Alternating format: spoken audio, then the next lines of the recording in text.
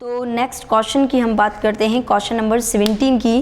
Question number 17 में क्या है, mister A of Raipur. Mister A कहाँ का है, रायपुर का है, वो अनरजिस्टर्ड पर्सन है। मिस्टर ए रायपुर का अनरजिस्टर्ड पर्सन है।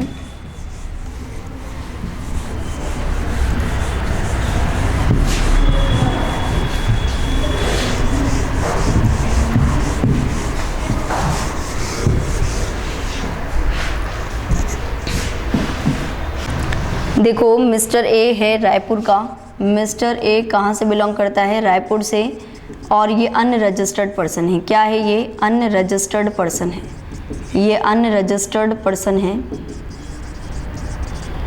ये अनरजिस्टर्ड पर्सन है।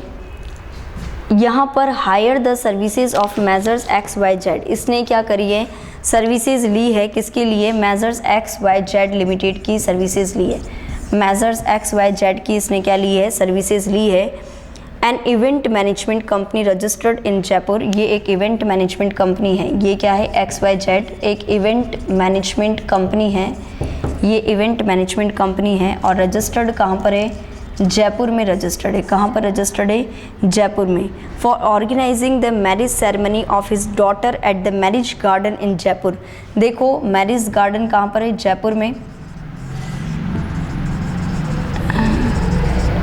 तो यहाँ पर मिस्टर ए जो रायपुर का है उसने अप्रोच किसको किया है, मिस्टर एक्स वाई जेड को किया है। इसका मतलब सर्विस रिसीवर तो ये है और सर्विस प्रोवाइडर कौन है, मेजर्स एक्स वाई जेड है।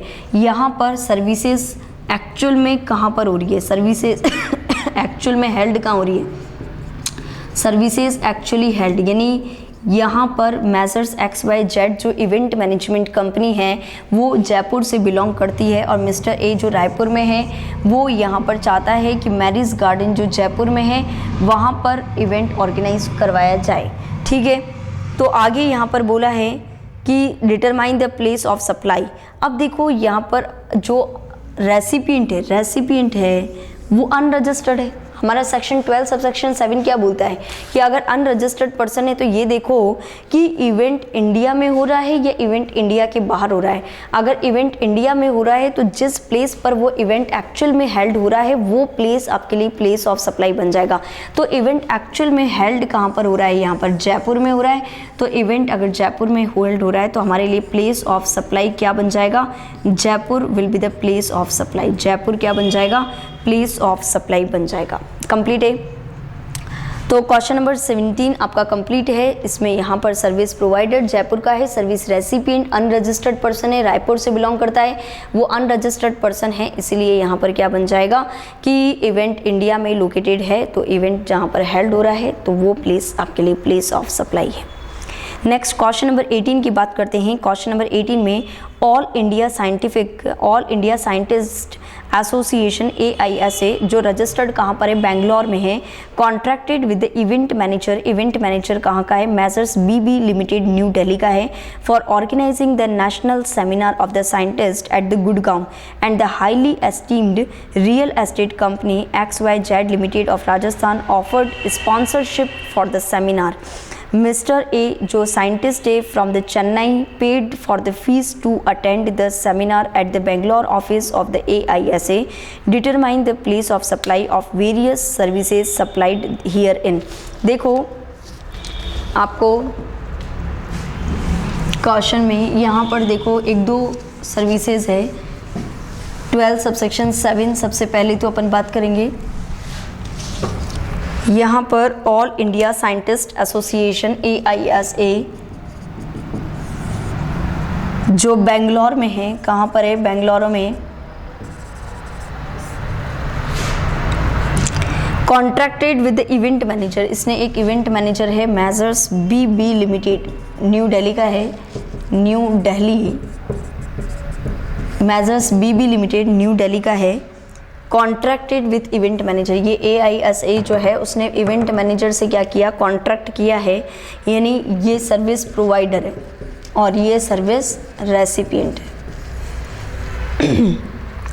यहाँ पर for organizing the national seminar, ये सर्विस प्रोवाइडर से कॉन्ट्रैक्ट किया है कि तुम एक नेशनल सेमिनार ऑर्गेनाइज करवाओ, national seminar national seminar organize करवाना है, national seminar scientist at the Gurgaon, और ये कहाँ पर करवाना है, गुड़गांव में करवाना है।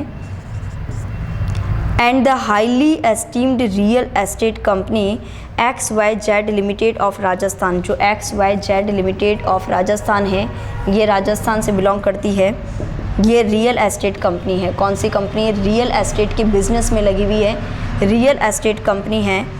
Offered the sponsorship for the seminar, और ये जो सेमिनार हो रहा है उसके लिए स्पॉन्सरशिप ऑफर करी है यहाँ पर, यानी स्पॉन्सर कौन कर रहा है XYZ लिमिटेड राजस्थान स्पॉन्सर कर रही है इस सेमिनार को।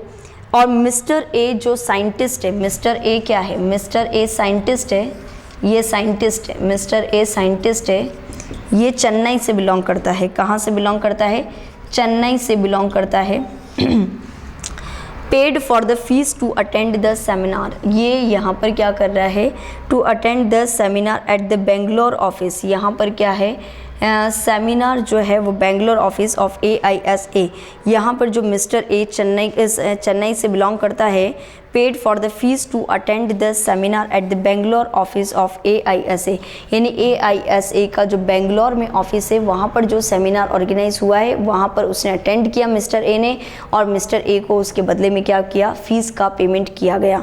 देखो इसमें बहुत सारी सर्विसेज है, एक एक सर्विस की बात करेंगे। सबसे पहले ऑर्गेनाइजिंग एन इवेंट, सबसे पहले किसकी बात करते हैं, इवेंट ऑर्गेनाइज हुआ, ऑर्गेनाइजिंग एन इवेंट, इसमें 3 सर्विसेज आ रही है। सबसे पहली सर्विस है इवेंट ऑर्गेनाइज करने की, किसने ऑर्गेनाइज करवाया, मैसर्स BB लिमिटेड ने यहाँ पर सर्विसेज दी है, किसको, AISA बेंगलुरु को दी है। ठीक है, तो ये AISA बेंगलुरु रजिस्टर्ड है, बिल्कुल रजिस्टर्ड है, ये तो रजिस्टर्ड है। तो इस केस में अगर रजिस्टर्ड पर्सन को दी जाती है सर्विस, रेसिपिएंट अगर रजिस्टर्ड है तब तो यहाँ पर जो रेसिपिएंट का लोकेशन है वही प्लेस ऑफ सप्लाई बन जाएगा। तो फर्स्ट केस में तो यहाँ पर ये प्लेस ऑफ सप्लाई क्या बन जाएगा, बेंगलुरु ऑफिस, बेंगलुरु ऑफिस अपने लिए क्या बन जाएगा, प्लेस ऑफ सप्लाई बन जाएगा। कंप्लीट है। सेकंड सर्विसेज यहाँ पर है assigning of honour sponsorship, sponsorship क्या की गई है, असाइन की गई है, assigning of sponsorship, assigning of sponsorship.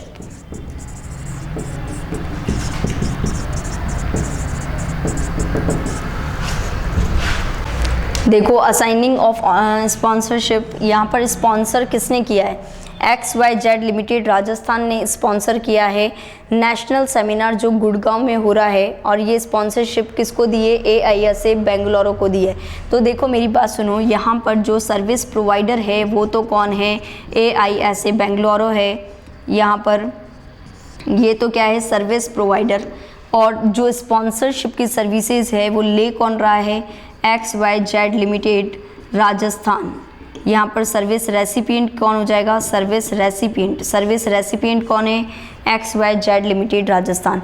देखो जो रेसिपिएंट है, रेसिपिएंट जो है वो रजिस्टर्ड है या अनरजिस्टर्ड है, तो देखो XYZ राजस्थान जो सर्विस रेसिपिएंट है वो क्या है, रजिस्टर्ड है, क्या है, रजिस्टर्ड है। देखो कुछ भी नहीं दिया हुआ है तो हम ये मान लेते हैं कि जो सर्विस रेसिपिएंट है वो क्या है, रजिस्टर्ड है। अगर ये सर्विस रेसिपिएंट क्या है, रजिस्टर्ड है, तो रजिस्टर्ड पर्सन को अगर सर्विसेज दी जाती है तब तो उस रेसिपिएंट का लोकेशन अपने लिए क्या बन जाता है, प्लेस ऑफ सप्लाई बन जाता है। तो रेसिपिएंट कहाँ पर लोकेटेड है, रेसिपिएंट राजस्थान में लोकेटेड है, तो राजस्थान हमारे लिए प्लेस ऑफ सप्लाई बन जाएगा।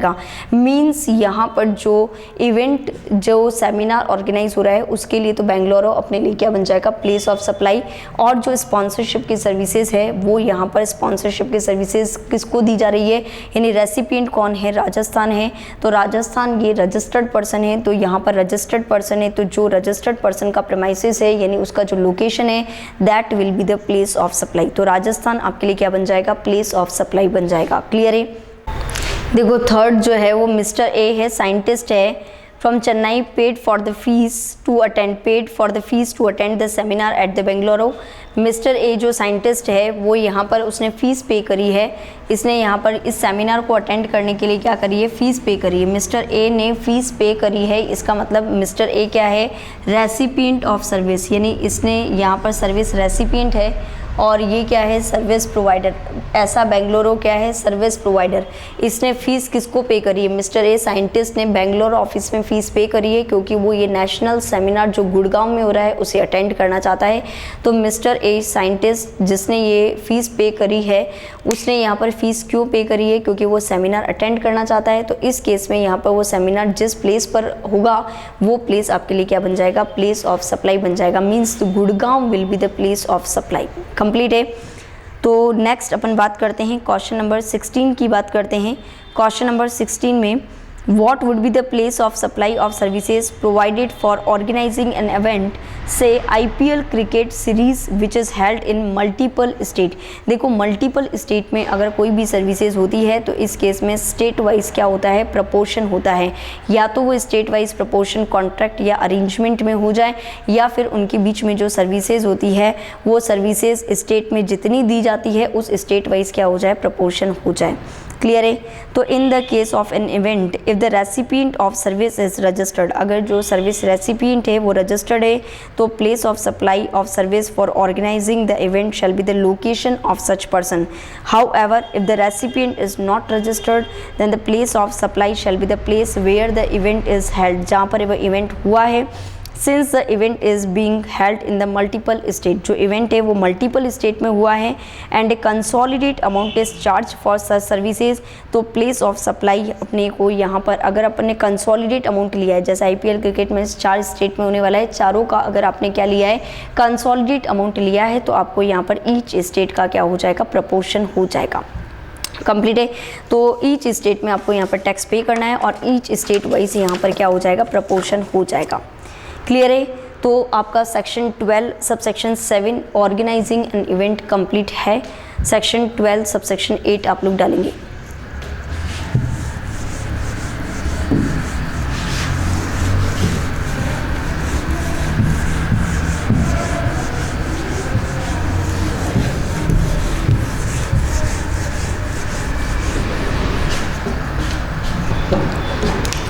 Section 12 subsection 8, section 12 subsection 8।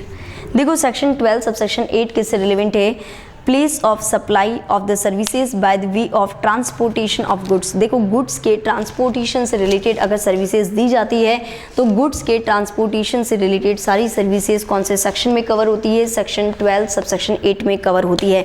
तो डालेंगे place of supply of service, place of supply of services, place of supply of services by the way of transportation of goods, by the way of transportation of goods, goods के transportation, goods के transportation से related services. देखो ये goods के transportation से relevant services किसको दी जा रही है, किसको दी जा रही है, अगर ये रजिस्टर्ड पर्सन को दी जा रही है, अगर ये ट्रांसपोर्टेशन की सर्विसेज किसको दी जा रही है, रजिस्टर्ड पर्सन को दी जा रही है, तब तो उस रजिस्टर्ड पर्सन की जो लोकेशन है, जो रेसिपिएंट की लोकेशन है, वो लोकेशन आपके लिए क्या बन जाएगी, प्लेस ऑफ सप्लाई बन जाएगी। परंतु यदि अगर ये गुड्स ट्रांसपोर्टेशन की जो सर्विसेज है वो अनरजिस्टर्ड पर्सन को दी जा रही है, यानी रेसिपिएंट जो है वो क्या है, अनरजिस्टर्ड है। अगर रेसिपिएंट अनरजिस्टर्ड है तो location at which, the location at which such goods, location at which such goods are handed over for transportation, are handed over for their transportation, for their transportation, for their transportation।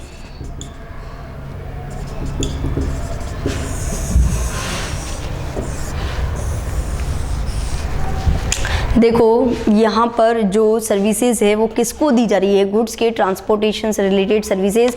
अगर आप registered person को services देते हो तब तो जो registered person का location है वो प्लेस ऑफ सप्लाई बन जाएगा, और अनरजिस्टर्ड पर्सन को देते हो तो location at which such goods are handed over for their transportation, तो जिस लोकेशन पे वो गुड्स हैंड ओवर कर दिए जाते हैं वो प्लेस आपके लिए क्या बन जाएगा, प्लेस ऑफ सप्लाई बन जाएगा। क्लियर है। देखो क्वेश्चन नंबर 19 पे आ जाते हैं हम। क्वेश्चन नंबर 19, ABC एक गुड्स ट्रांसपोर्टेशन एजेंसी है लोकेटेड इन द दिल्ली। कहाँ पर लोकेटेड है, दिल्ली में लोकेटेड है। ABC goods transportation agency located in Delhi provides the services to the PQR limited registered in Gurgaon. वो सर्विसेज किसको दे रही है? PQR लिमिटेड को दे रही है। और PQR लिमिटेड कहाँ पर है? गुड़गांव में है। A consignment of the new motorcycle from the factory of PQR limited in Gurgaon is transported to its depot in the Bhopal Madhya Pradesh. देखो क्वेश्चन क्या बोल रहा है, ABC जो गुड्स ट्रांसपोर्टेशन एजेंसी है, ABC जो गुड्स ट्रांसपोर्टेशन एजेंसी है, गुड्स ट्रांसपोर्टेशन एजेंसी है, यहाँ पर ABC गुड्स ट्रांसपोर्टेशन एजेंसी जो लोकेटेड कहाँ पर है? ये लोकेटेड है दिल्ली में। कहाँ पर लोकेटेड है? दिल्ली में। Provide the services to the PQR limited. ये किसको सर्विसेज देती है? PQR लिमिटेड को सर्विसेज दे रही है। और ये PQR लिमिटेड कहाँ की है? गुड़गांव की है। PQR लिमिटेड कहाँ की है? गुड़गांव की है। A consignment of the new motorcycle from the factory of PQR limited in the Gurgaon is transported to its depot in the Bhopal.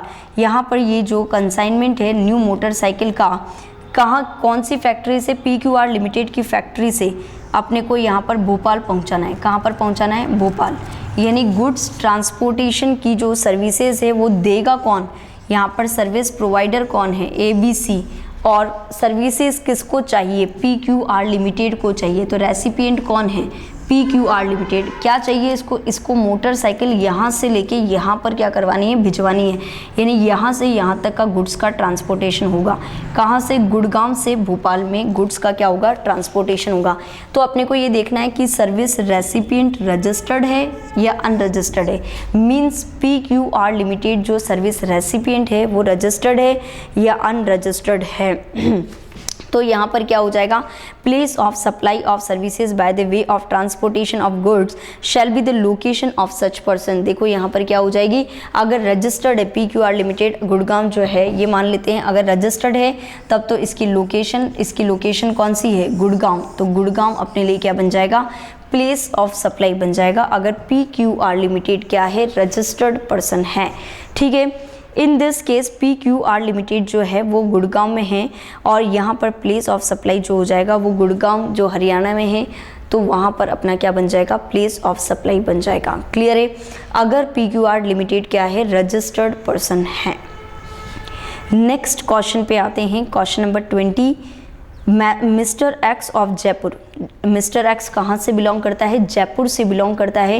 Has availed the services of Delhi transport company. Delhi transport company है, Delhi transport company है जो GTA की services देती है, उससे mister x ने यहाँ पर सर्विसेज अवेल करी है। ठीक है। For the transport of goods from his house in Bhilwara to Delhi. उसका घर है भिलवाड़ा, भिलवाड़ा से वो दिल्ली शिफ्ट हो रहा है। तो मिस्टर जो एक्स है जयपुर का, उसने सर्विसेज लिए दिल्ली ट्रांसपोर्ट कंपनी की for the transport of goods from his house in Bhilwara to Delhi, कि भिलवाड़ा में मेरा घर है, वहाँ से सामान उठा के आप दिल्ली में मेरा सामान शिफ्ट कर दो। देखो अगर यहाँ पर सामान शिफ्टिंग करनी है तो यहाँ पर देखो मिस्टर एक्स क्या होगा? मिस्टर एक्स क्या है? रजिस्टर्ड है या अनरजिस्टर्ड है? तो यही माना जाएगा मिस्टर एक्स तो क्या है? अनरजिस्टर्ड है। अनरजिस्टर्ड अगर होता है तो location at which such goods are hand over, जहाँ से वो गुड्स उठाए जाते हैं, जहाँ से वो गुड्स रवाना होते हैं। तो भिलवाड़ा से दिल्ली डालना है तो भिलवाड़ा से गुड्स हैंडओवर हो जाएगा किसके लिए? दिल्ली के लिए। तो जिस लोकेशन से गुड्स हैंडओवर हो रहा है, तो भिलवाड़ा लोकेशन से गुड्स क्या हो रहा है? हैंडओवर हो रहा है। तो भिलवाड़ा लोकेशन आपके लिए क्या बन जाएगी? प्लेस ऑफ सप्लाई बन जाएगी। मीन्स द भिलवाड़ा राजस्थान में, तो Rajasthan will be the place of supply. Complete है। तो आपका सेक्शन नंबर 12 सबसेक्शन 8 कंप्लीट हो चुका है। इसमें अपने को क्या देखना है कि जो रेसिपिएंट है वो रजिस्टर्ड है या अनरजिस्टर्ड है। अगर रेसिपिएंट रजिस्टर्ड है तब तो उस पर्सन का लोकेशन, और अगर रेसिपिएंट अनरजिस्टर्ड है तो जिस प्लेस से वो गुड्स हैंडओवर हुआ है वो प्लेस ऑफ सप्लाई बन जाएगा। क्लियर है? नोट करो उसको। देखो नेक्स्ट सेक्शन डालो आप लोग, section number 12 subsection 9। Section number 12 subsection 9। Section number 12 subsection 9 में क्या बता रखा है? सेक्शन नंबर 12 सबसेक्शन 9 ये बताता है पैसेंजर ट्रांसपोर्टेशन के केस में प्लेस ऑफ सप्लाई क्या होगा। पैसेंजर के ट्रांसपोर्टेशन के केस में अगर हम पैसेंजर ट्रांसपोर्टेशन की सर्विसेज देते हैं तो पैसेंजर ट्रांसपोर्टेशन की सर्विसेज में प्लेस ऑफ सप्लाई क्या होगा? Place of supply in the case of services of passenger transportation. देखो अगर कोई पैसेंजर ट्रांसपोर्टेशन की सर्विसेज लेता है, कोई पर्सन पैसेंजर ट्रांसपोर्टेशन की सर्विसेज लेता है, तो ये देखा जाता है कि जो सर्विस रेसिपिएंट है, जो सर्विस रेसिपिएंट है, जो सर्विसेज ले रहा है, वो रजिस्टर्ड पर्सन है या अनरजिस्टर्ड पर्सन है। सर्विस रेसिपिएंट रजिस्टर्ड पर्सन है या सर्विस रेसिपिएंट अनरजिस्टर्ड पर्सन है। सर्विस रेसिपिएंट अनरजिस्टर्ड पर्सन है। देखो अगर सर्विस रेसिपिएंट यानी जो सर्विसेज ले रहा है, जो पैसेंजर ट्रांसपोर्टेशन की सर्विसेज ले रहा है, वो पर्सन रजिस्टर्ड पर्सन है, तब तो उस रजिस्टर्ड पर्सन की लोकेशन प्लेस ऑफ सप्लाई बन जाएगी। तब तो उस रजिस्टर्ड पर्सन की लोकेशन प्लेस ऑफ सप्लाई बन जाएगी। पर यदि रेसिपिएंट अनरजिस्टर्ड पर्सन है, अगर रेसिपिएंट क्या है, अनरजिस्टर्ड पर्सन है, तो इस केस में जिस प्लेस से उसने जर्नी शुरू करी है, the place from where he embarks the journey, जहाँ से उसने जर्नी शुरू करी है, वो प्लेस क्या बन जाएगा, प्लेस ऑफ सप्लाई बन जाएगा। देखो फॉर एग्जाम्पल मिस्टर ए एक अनरजिस्टर्ड पर्सन है। देखो मिस्टर ए जो है वो एक अनरजिस्टर्ड पर्सन है। मिस्टर ए अनरजिस्टर्ड पर्सन है। Purchased from the aircraft operator, उसने एयरक्राफ्ट ऑपरेटर से परचेज किया है। एयरक्राफ्ट ऑपरेटर से परचेज किया है। क्या परचेज किया है, और ये बता रखा है कि एयरक्राफ्ट ऑपरेटर जो है वो रजिस्टर्ड है बेंगलोर में। कहाँ पर रजिस्टर्ड है, बेंगलोर में। बेंगलोर में रजिस्टर्ड है और उसने परचेज किया है single air ticket on the Bengaluru. उसने एक सिंगल एयर टिकट परचेज किया है, एक ही एयर टिकट परचेज किया है, और उस एयर टिकट में बेंगलोर से पहले पुणे जाना है। बेंगलोर से पहले कहाँ जाना है, पुणे, और पुणे से फिर अहमदाबाद, और अहमदाबाद से वापस से पुणे, और वापस से बेंगलोर। मीन्स एक ही एयर टिकट में उसने यहाँ पर ऑनवर्ड और रिटर्न जर्नी दोनों बुक करा रखी है। सबसे पहले वो बेंगलोर से कहाँ जाने वाला है, पुणे, और पुणे से अहमदाबाद, पुणे से अहमदाबाद। अगेन ये तो ऑनवर्ड जर्नी है, और साथ ही साथ उसने रिटर्न जर्नी भी बुक करा दी, अहमदाबाद से पुणे और पुणे से बेंगलोर। देखो सबसे पहले तो आपको ये पता होना चाहिए कि यहाँ पर जो ऑनवर्ड जर्नी और रिटर्न जर्नी अगर साथ में बुक करवाई जाती है तो दोनों को सेपरेट जर्नी माना जाता है। ऑनवर्ड जर्नी का अलग प्लेस ऑफ सप्लाई निकलेगा और यहाँ पर जो रिटर्न जर्नी है उसका अलग से प्लेस ऑफ सप्लाई निकलेगा। क्लियर है? अगर आप यहाँ पर चाहे रिटर्न का टिकट ऑनवर्ड जर्नी के साथ ही बुक करा दो तो भी ऑनवर्ड जर्नी को और रिटर्न जर्नी को दोनों को सेपरेट जर्नी माना जाएगा और दोनों का place of supply separately calculate किया जाएगा। कंप्लीट है? तो यहाँ पर अपने को दोनों सप्लाई साथ में दे रखी है, मींस ऑनवर्ड जर्नी भी दे रखी है और रिटर्न जर्नी भी दे रखी है, तो दोनों का प्लेस ऑफ सप्लाई सेम नहीं होगा, दोनों का place of supply separately calculate होगा। क्लियर है? आगे क्वेश्चन में बोला है कि this will be treated as a continuous journey. ये क्या है? कंटिन्यूस जर्नी है। However, as per the explanation of the section 12 subsection 9, both the journey onward and return shall be considered separately। देखो अगर ये क्वेश्चन में नहीं भी दिया हुआ हो कि that is a separate journey, तो भी आपको onward journey और return journey दोनों को हमेशा separately treat करना है, चाहे दोनों का एक ही एयर टिकट में बुक करवा दिया हो। क्लियर है? देखो अब बात करते हैं एयरक्राफ्ट ऑपरेटर से। आपने एयर टिकट परचेज किया है और एयरक्राफ्ट ऑपरेटर जो सर्विसेज देने वाला है वो कहाँ पर सिचुएटेड है, वो रजिस्टर्ड है बेंगलोर में। और मिस्टर ए जिसने सर्विसेज ली है, सर्विस रिसिपिएंट, वो अनरजिस्टर्ड पर्सन है, वो अनरजिस्टर्ड पर्सन है। ठीक है, तो अब अपने को यहाँ पर देखना है कि ये जो सर्विस रेसिपिएंट है वो क्या है, अनरजिस्टर्ड पर्सन है। तो उसने जहाँ से जर्नी शुरू करी है, तो उसने जहाँ से जर्नी शुरू करी है, तो फर्स्ट अपन ऑनवर्ड जर्नी की बात करते हैं। तो ऑनवर्ड जर्नी में उसने कहाँ से जर्नी स्टार्ट करी, बेंगलोर से, जबकि रिटर्न जर्नी उसने कहाँ से स्टार्ट करी है, अहमदाबाद से। क्लियर है, तो फर्स्ट वाले में तो प्लेस ऑफ सप्लाई क्या बन जाएगा, बेंगलोर। क्या बन जाएगा, बेंगलोर। और यहाँ पर प्लेस ऑफ सप्लाई क्या बन जाएगा, अहमदाबाद। कंप्लीट है। तो अनरजिस्टर्ड पर्सन अगर होता है तो इस केस में यहाँ पर प्लेस ऑफ सप्लाई क्या बन जाती है, जहाँ से पैसेंजर ने अपनी जर्नी शुरू करी है वो आपके लिए क्या बन जाता है, प्लेस ऑफ सप्लाई बन जाता है। देखो मेरी बात ध्यान से सुनो, यहाँ पर सप्लायर कौन है, सप्लायर एयरक्राफ्ट ऑपरेटर है जो रजिस्टर्ड कहाँ पर है, बेंगलोर में है। तो सप्लायर यहाँ पर रजिस्टर्ड है और प्लेस ऑफ सप्लाई भी बेंगलोर में है।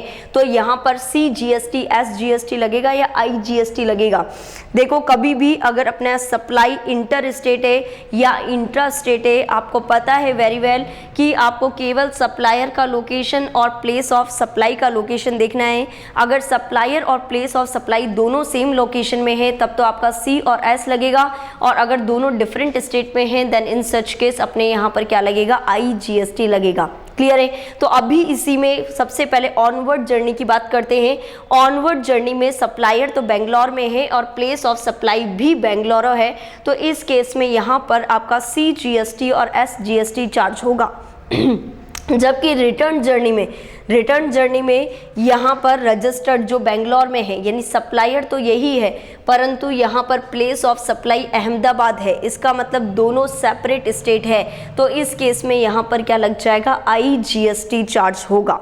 कंप्लीट है। तो यहाँ पर आपको ये देखना है कि पैसेंजर ट्रांसपोर्टेशन की जो सर्विसेज है वो रेसिपिएंट कौन है, रजिस्टर्ड पर्सन है या अनरजिस्टर्ड पर्सन है। अगर रजिस्टर्ड पर्सन है तब तो उसका लोकेशन, और अनरजिस्टर्ड पर्सन है देन इन सच केस यहाँ पर क्या हो जाएगा, जहाँ से जर्नी शुरू की गई है that place will be considered as a place of supply. Clear है।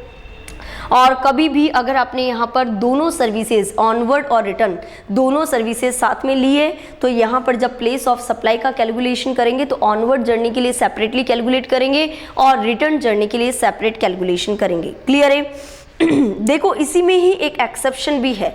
अगर आपने यहाँ पर पैसेंजर ट्रांसपोर्टेशन का जो राइट है, यानी राइट टू पैसेज, यानी यहाँ पर आपने जो ट्रांसपोर्टेशन की जो सर्विसेज है वो एक फ्यूचर यूज़ के लिए ली है, where the right to passage is given for the future use, है ना। Future use, right to passage का मतलब यहाँ पर अगर कोई भी सेरेमनी फ्यूचर में होती है उसके लिए, बट पॉइंट ऑफ एम्बार्केशन यानी हम अपनी जर्नी कहाँ से शुरू करेंगे दैट इज़ नॉट नोन। अपने को यहाँ पर point of embarkation is not known at the time of issue of right to passage. हम जिस डेट पर राइट टू पैसेज इशू करवा रहे हैं उस डेट पर हमें ये नहीं पता कि हमारी जर्नी कहाँ से शुरू होगी। मीन्स इस केस में आपको ये नहीं पता कि आपकी जर्नी कहाँ से शुरू होगी, तो इस केस में आपका यहाँ पर सेक्शन 12 सबसेक्शन 9 एप्लीकेबल नहीं होके सेक्शन 12 सबसेक्शन 2 एप्लीकेबल हो जाएगा। Default provision section 12 subsection 2 applicable हो जाएगा, डिफॉल्ट प्रोविजन। देखो इसी में एक्सेप्शन सेक्शन नंबर 12 सबसेक्शन 9 का एक्सेप्शन आप लोग लिख लें। Where the right to passage, where the right to passage, where the right to passage, where the right to passage is given for the future use, is given for the future use, future use के लिए दे रखा है। And the point of embarkation is not known. आपको यहाँ पर ये नहीं पता कि एम्बार्केशन का क्या पॉइंट रहेगा, कहाँ से आपकी जर्नी शुरू होगी। तो point of embarkation is not known at the time of issue, at the time of issue of right to passage. Then section 12 subsection 2 will be applicable. तो इस केस में कौन सा सेक्शन एप्लीकेबल होगा? Section 12 subsection 2 will be applicable. Section 12 subsection 2 applicable होगा। Complete है यहां तक?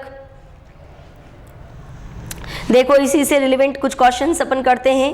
क्वेश्चन नंबर फर्स्ट, इसी से रिलेवेंट जो आपका क्वेश्चन नंबर 21 है।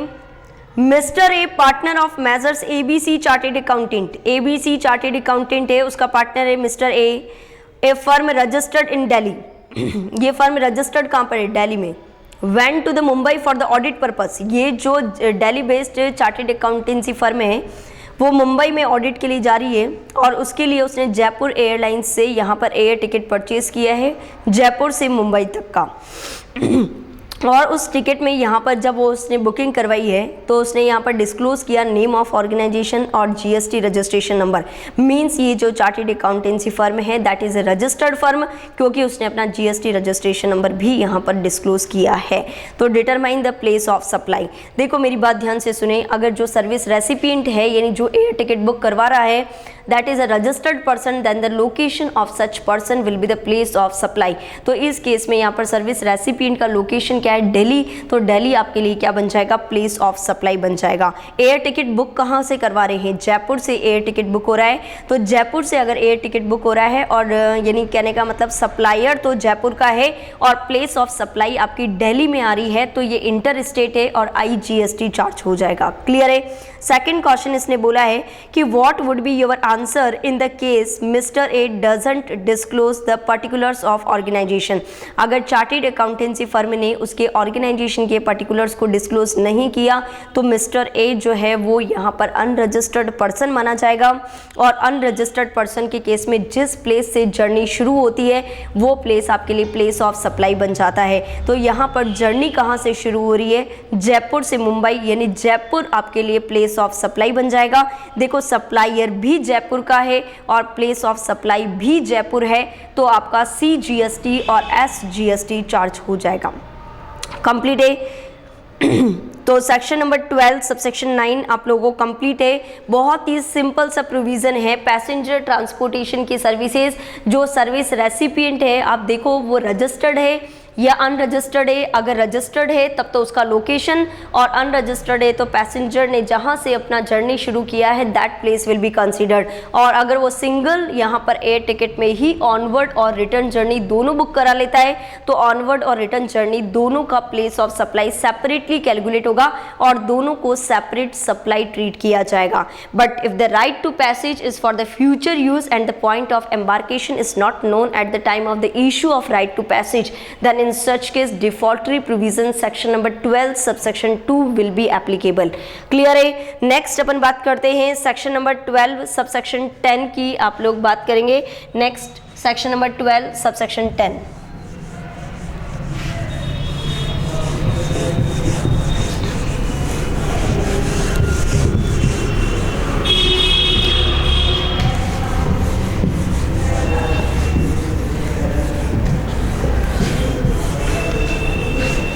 देखो section number 12 subsection 10, place of supply in the case of the services provided on board a convince.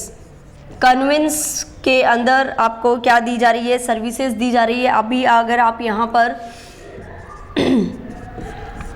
आप यहाँ पर किसी भी एयरक्राफ्ट में या किसी भी वेसल में या किसी भी ट्रेन में अगर आप यहाँ पर क्या कर रहे हैं, अपना सफ़र कर रहे हैं, अपनी जर्नी कर रहे हैं और बीच में यानी रास्ते में अगर आपने कोई सर्विसेज ली है on board in a conveyance, उस कन्वेंस में रास्ते में अगर आपने कोई सर्विसेज ली है तो इस केस में प्लेस ऑफ सप्लाई क्या रहेगा, वो कौन से सेक्शन में डिफाइन कर रखा है? सेक्शन नंबर 12 सबसेक्शन 10 में। तो डालें section number 12 subsection 10, place of supply in the case of service provided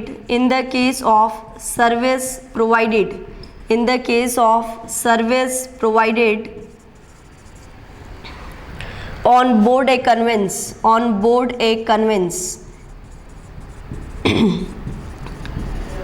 अगर आप कन्वेंस में जा रहे हैं, यानी किसी भी एयरक्राफ्ट या किसी भी वेसल में या किसी भी व्हीकल में अगर आप अपनी जर्नी कर रहे हैं और जर्नी करते समय बीच में अगर आपने कोई सर्विसेज ली है तो that services will be count in the services provided on the board a conveyance. Clear है?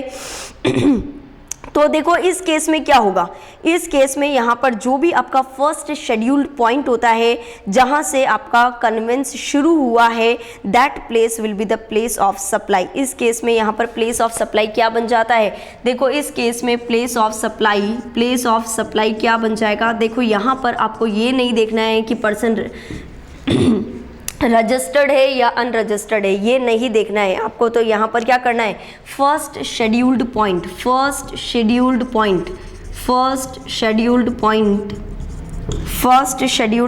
ऑफ डिपार्चर ऑफ कन्वेंस आपका कन्वेंस जहाँ से रवाना हुआ है, first scheduled point, that place will be considered as the place of supply. But अगर first scheduled point जो है दैट इज, अगर ये first scheduled point outside India है, अगर ये टैक्सेबल टेरिटोरी नहीं है, अगर ये फर्स्ट शेड्यूल्ड पॉइंट इंडिया के बाहर है, मीन्स आपने कनाडा से यहाँ पर जर्नी शुरू करी है, तो इस केस में यहाँ पर it will be not taxable in India, तो यहाँ पर ये टैक्सेबल नहीं रहेगा। ठीक है, अगर फर्स्ट शेड्यूल्ड पॉइंट अगर आपका यहाँ पर क्या होता है, टैक्सेबल टेरिटोरी होता है, then in such case that taxable territory will be your place of supply. But अगर आपका फर्स्ट शेड्यूल्ड पॉइंट जो है वो इंडिया के बाहर की कोई लोकेशन है, तो इस केस में यहाँ पर प्लेस ऑफ सप्लाई कैलकुलेट नहीं होगा, place of supply outside India हो जाएगा, नॉन टैक्सेबल टेरिटोरी, तो इस केस में आपका टैक्स नहीं लगेगा।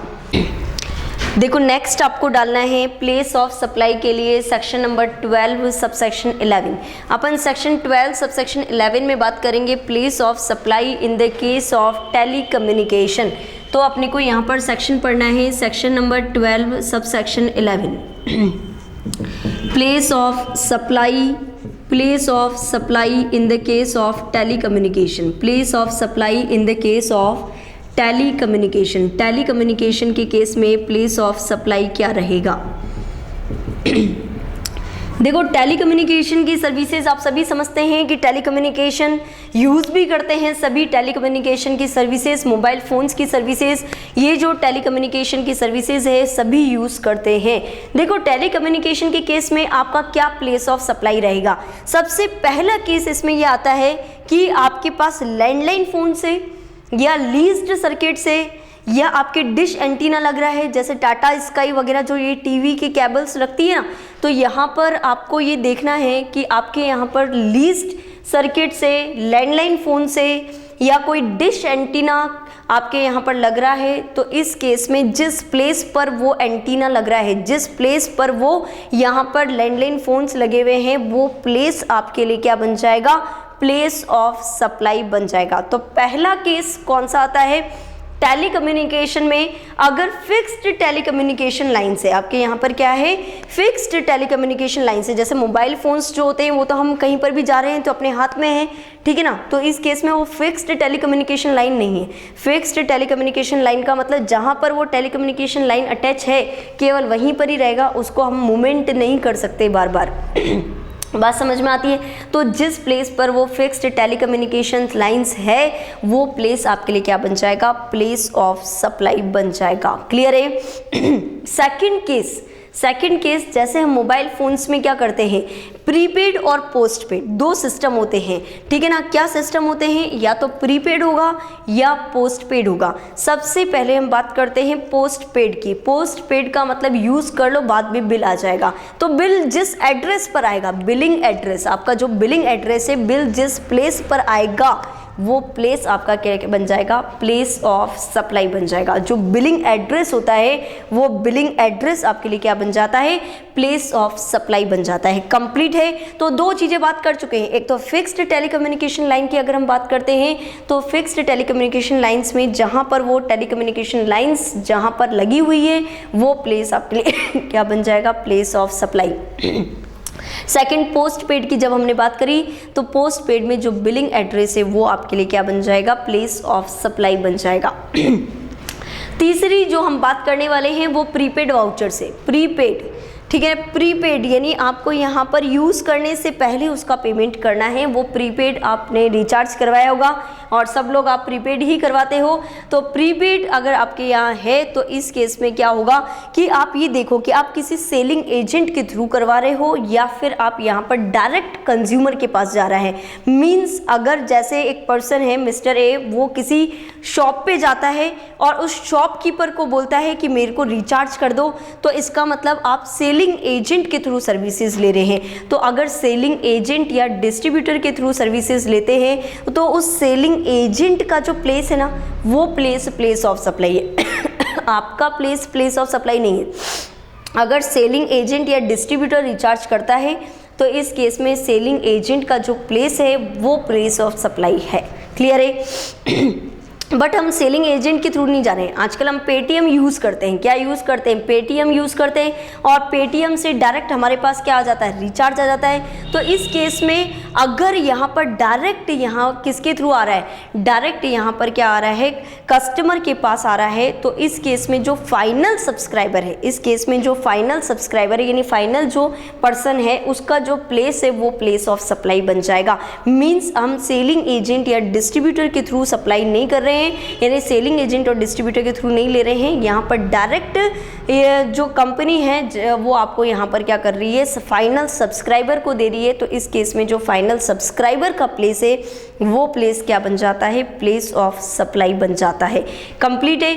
बट इनमें से कोई केस नहीं समझ में आ रहा है, कोई अदर केस है, तो अदर केस में जो भी सप्लायर यानी जो पर्सन सप्लाई कर रहा है सर्विसेज को, उस सप्लायर के रिकॉर्ड में जो रेसिपिएंट का लोकेशन है वो रेसिपिएंट का लोकेशन क्या बन जाएगा? प्लेस ऑफ सप्लाई बन जाएगा। तो इसमें टोटल हमने कितने केसेस की बात करी है?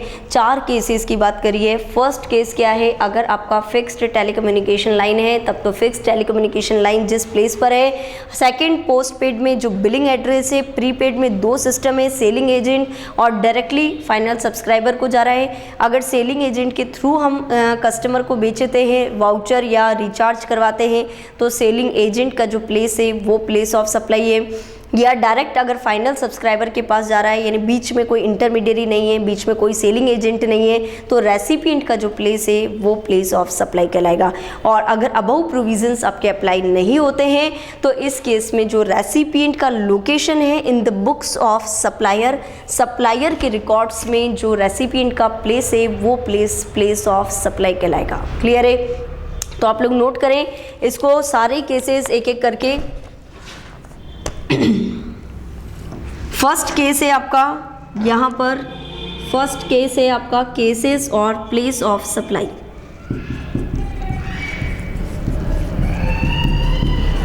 फर्स्ट केस है टेलीकम्युनिकेशन में fixed telecommunication lines. Fixed telecommunication lines अगर है, fixed telecommunication lines comma leased circuits और डिश एंटीना,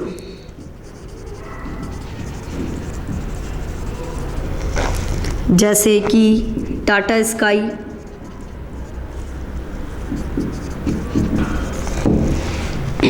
तो इस केस में द लोकेशन वेयर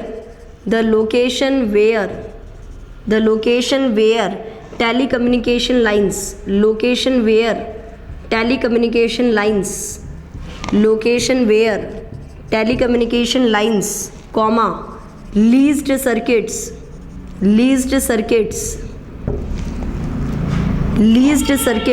केबल्स और डिश एंटीना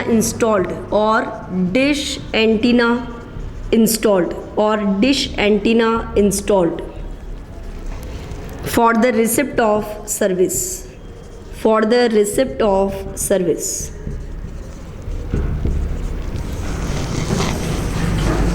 कंप्लीट है। सेकंड है post paid basis,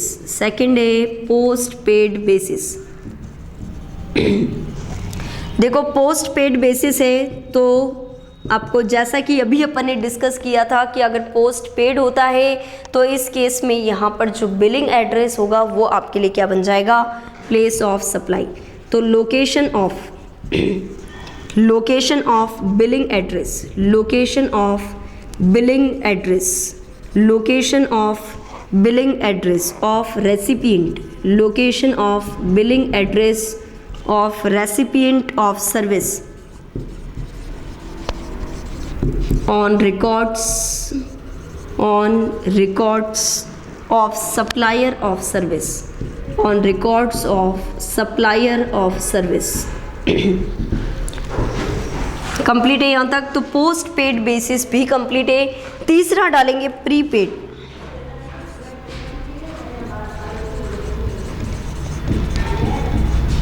in the case of mobile connection on prepaid,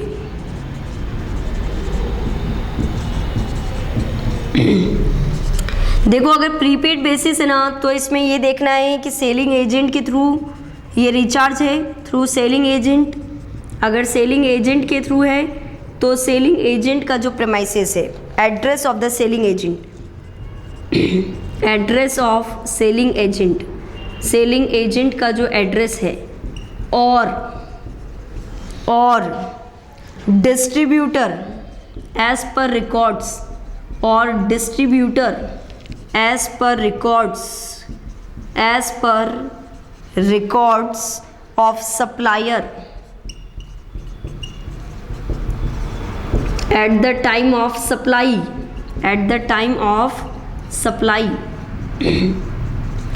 supply करते समय सप्लायर के रिकॉर्ड्स में जो भी सेलिंग एजेंट और डिस्ट्रीब्यूटर का एड्रेस है वो प्लेस क्या बन जाएगा, प्लेस ऑफ सप्लाई बन जाएगा।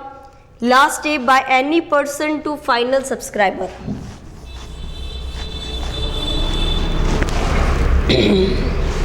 इसमें फर्स्ट केस हो गया। सेकंड केस है by any person to final subscriber, by any person to final subscriber.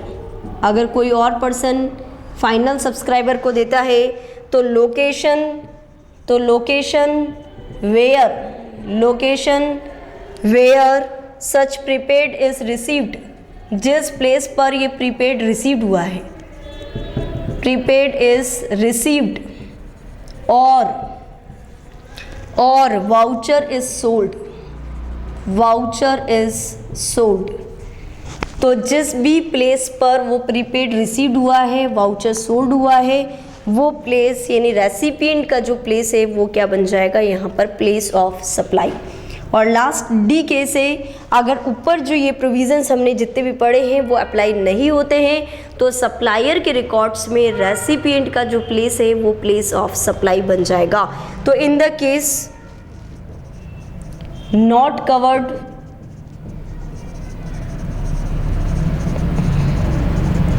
Under B and C,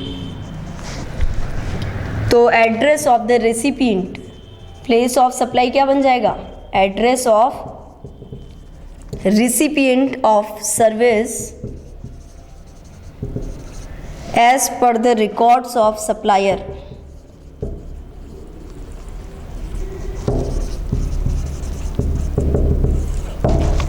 As per the records of supplier. Complete है, इसको नोट करो आप लोग। सेक्शन 12 सबसेक्शन 11, ये कौन सा सेक्शन है? सेक्शन 12 सबसेक्शन 11, जिसमें टेलीकम्युनिकेशन के केस में आपका प्लेस ऑफ सप्लाई क्या रहेगा। क्लियर है? नेक्स्ट सेक्शन देखो, सेक्शन जो अपन डिस्कस करने वाले हैं, नेक्स्ट सेक्शन है अपना सेक्शन नंबर 12 सबसेक्शन 12।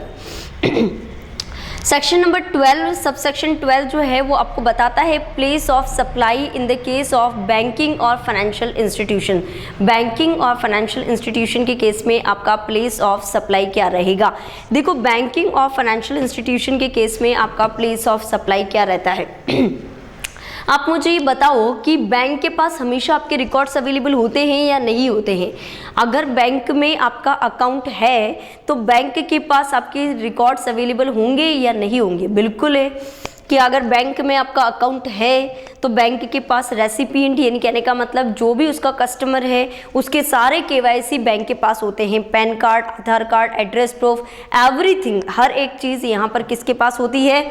किसके पास अवेलेबल होती है? अगर यहाँ पर बैंक जो है वो कस्टमर को सर्विसेज दे रही है और उस कस्टमर को सर्विस दे रही है जिसका अकाउंट उसी बैंक में है, तब तो रेसिपिएंट यानी जो इसको सर्विस चाहिए उसके कस्टमर का एड्रेस उसके पास होगा। तो यहाँ पर अगर बैंक के केस में कस्टमर का एड्रेस अगर बैंक के पास अवेलेबल है, मीन्स जिस पर्सन को सर्विसेज चाहिए उस पर्सन का रिकॉर्ड बैंक के पास अवेलेबल है, तो इस केस में यहाँ पर जो रेसिपिएंट का एड्रेस है, किसके रिकॉर्ड्स में, बैंक के रिकॉर्ड्स में जो रेसिपिएंट का एड्रेस है वो एड्रेस आपके लिए क्या बन जाएगा? प्लेस ऑफ सप्लाई बन जाएगा। कंप्लीट है। पर क्या बैंक कभी कभी ऐसा भी हो सकता है क्या कि ऐसे पर्सन को सर्विस दे जिसका बैंक में अकाउंट ना हो सकता है ना? कभी आप लोगों ने डीडी बनवाया है, डिमांड ड्राफ्ट बनवाया। आप डीडी जब बनवाते हो तो यहाँ पर कैश भी बैंक में ले जा सकते हो और बैंक वाले को बोल सकते हो कि मेरे इतने रुपए का डिमांड ड्राफ्ट वहाँ पर जमा कराना है, इसलिए मेरे को डिमांड ड्राफ्ट बना के दे दो, हो सकता है। तो डीडी बनवाते समय क्या यहाँ पर बैंक आपसे पूरा डिटेल मांगता है क्या? नहीं, बैंक इस केस में केवल और केवल आपसे ये पूछेगा कि किसके अगेंस्ट में आपको यहाँ पर डीडी बनवाना है। मींस इस केस में यहाँ पर बैंक के पास आपका रिकॉर्ड अवेलेबल नहीं है। बैंक के पास सर्विस रेसिपिएंट यानी जिस पर्सन को सर्विसेज चाहिए उस पर्सन का रिकॉर्ड्स अवेलेबल नहीं है।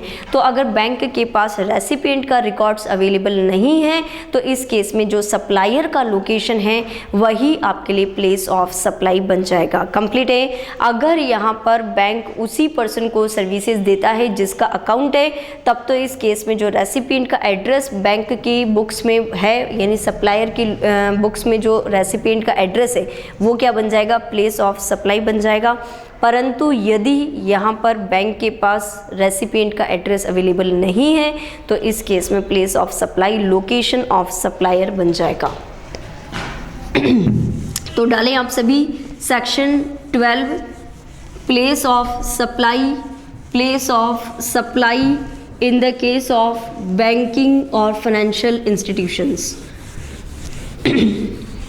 देखो बैंकिंग सेक्टर में प्लेस ऑफ सप्लाई क्या रहेगा? कौन सा सेक्शन है?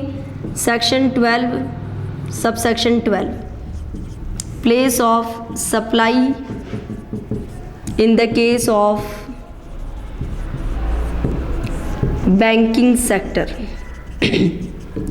बैंकिंग सेक्टर में प्लेस ऑफ सप्लाई क्या होगा? देखो बैंकिंग सेक्टर में भी प्लेस ऑफ सप्लाई के आपके यहाँ पर दो प्रोविजंस चलेंगे। सबसे पहले आपको ये देखना है address of the recipient is known. आपके पास जो बैंक है, बैंक के पास रेसिपिएंट जिसको सर्विसेज दी जा रही है उसका एड्रेस अवेलेबल है या उसका एड्रेस अवेलेबल नहीं है।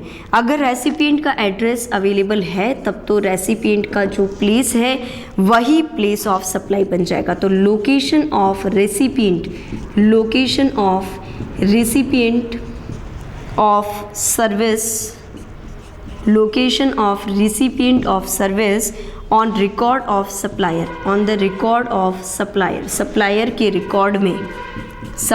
के रिकॉर्ड में जो रेसिपिएंट का लोकेशन है वही क्या बन जाएगा? Place of supply. Second case क्या है? जब रेसिपिएंट का एड्रेस नहीं पता है बैंक को, तो address of the recipient is not known. Address of recipient का जो एड्रेस है इज नॉट नोन, वो नहीं पता है।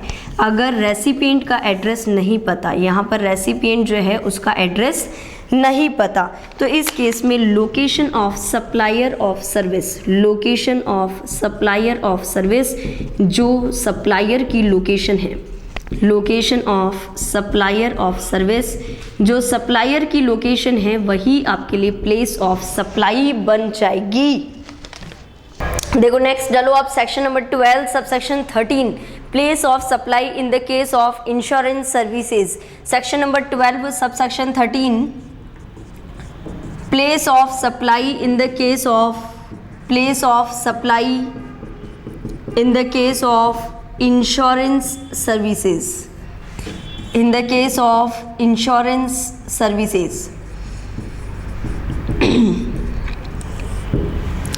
देखो इंश्योरेंस सर्विसेज में भी दो तरह के इंश्योरेंस होते हैं। इंश्योरेंस सर्विसेज में भी दो तरह के इंश्योरेंस होते हैं। एक होता है लाइफ इंश्योरेंस और दूसरा होता है जनरल इंश्योरेंस। कौन सा होता है? फर्स्ट होता है लाइफ इंश्योरेंस और सेकंड होता है जनरल इंश्योरेंस। सेकंड होता है जनरल इंश्योरेंस।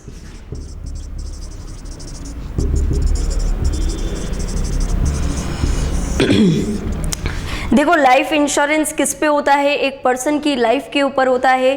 कभी भी अगर कोई पर्सन यहाँ पर लाइफ इंश्योरेंस करवाता है तो यहाँ पर ये देखा जाता है कि लाइफ इंश्योरेंस कौन करवा रहा है, रजिस्टर्ड पर्सन करवा रहा है या अनरजिस्टर्ड पर्सन करवा रहा है। कौन करवा रहा है?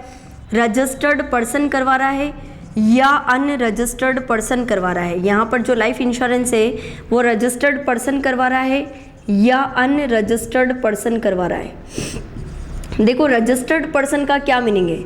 रजिस्टर्ड पर्सन का मीनिंग जैसे कि एक पार्टनरशिप फर्म है जिसमें एक पार्टनर ने दूसरे पार्टनर की लाइफ पर क्या करवा रखी है?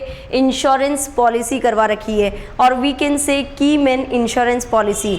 अगर कंपनी अपने डायरेक्टर्स की लाइफ पर क्या करवाती है या अपने KMP यानी की मैनेजरियल पर्सनल की लाइफ पर क्या करवाती है? इंश्योरेंस करवाती है, तो इसका मतलब रजिस्टर्ड पर्सन क्या करवा रहा है? लाइफ इंश्योरेंस करवा रहा है। तो अगर रजिस्टर्ड पर्सन करवाता है तब तो लोकेशन ऑफ सच पर्सन, उस पर्सन की जो लोकेशन है, location of such person will be the place of supply. जो उस पर्सन की लोकेशन है वो क्या बन जाएगी? प्लेस ऑफ सप्लाई बन जाएगी। Location of such person will be the place of supply. But अगर यहाँ पर कोई अनरजिस्टर्ड पर्सन है जैसे कि मिस्टर एक्स यहाँ पर क्या करवा रहा है? वो चाहता है कि वो अपने ऊपर क्या करवाए? लाइफ इंश्योरेंस करवा ले। तो इस केस में यहाँ पर वो मिस्टर एक्स क्या है? अनरजिस्टर्ड पर्सन है। तो अनरजिस्टर्ड पर्सन अगर कभी भी लाइफ इंश्योरेंस की सर्विसेज लेता है तो यहाँ पर जो सर्विसेज देने वाला है, सर्विसेज देने वाला का मतलब यानी इंश्योरेंस कंपनी जो है उसके रिकॉर्ड्स में रेसिपिएंट का जो एड्रेस है, इंश्योरेंस कंपनी के रिकॉर्ड्स में रेसिपिएंट का जो एड्रेस है, that address will be the place of supply. यहाँ पर अनरजिस्टर्ड पर्सन है तो प्लेस ऑफ सप्लाई क्या बन जाएगा?